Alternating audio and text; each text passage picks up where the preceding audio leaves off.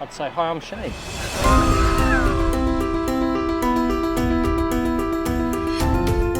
What would I say if I just introduced? Just, I'm Shane, father and cricket coach. My mum just said, like, I could always just bowl. So it just sort of came naturally to me. So yeah, that's how it all started, and I've just loved the game ever since then. I love coaching because I get to enjoy the success of the players that I work with in some small way. I started playing when I was about 6 years old, and I was a pretty crazy kid, like full on. And I don't know what it was. It was the era of sort of the Tri-Series coloured clothing stuff in Australia, which was big on our TV at home, and around the time of the underarm incident. So I remember seeing this thing on TV and thinking, oh, look, I just want to give this a go. So my mum said, I don't know why the such craziest kid wanted to play the most boring sport. 𝘕𝘢𝘢𝘯𝘢 was always my hero. He obviously put out this collection of videotapes back in the day, and he had 4 or 5 of them, and I had them all, and I would have watched them hundreds of times, just watched him cleaning people up, the way he went about things.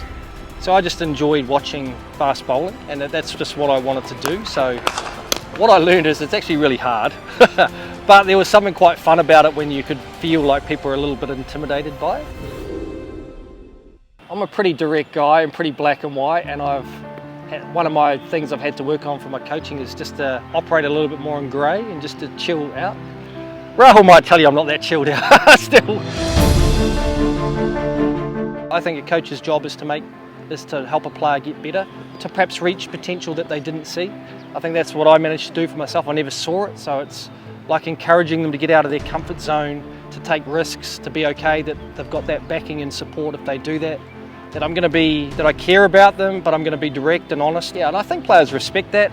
I think they want to have someone who has some technical expertise, so they back that you know what you're talking about, but they also want to know that they can trust you and that you're going to be honest with them, and that's always been my philosophy.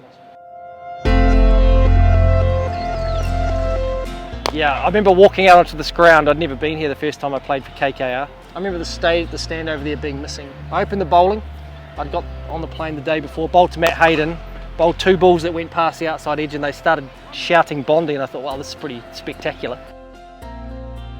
I love this ground. That experience was amazing. The fans were passionate and it was loud. And yeah, to come here and play my first IPL game here, first game here. So I've got a lot of great memories on this ground. It's always cool to come back to.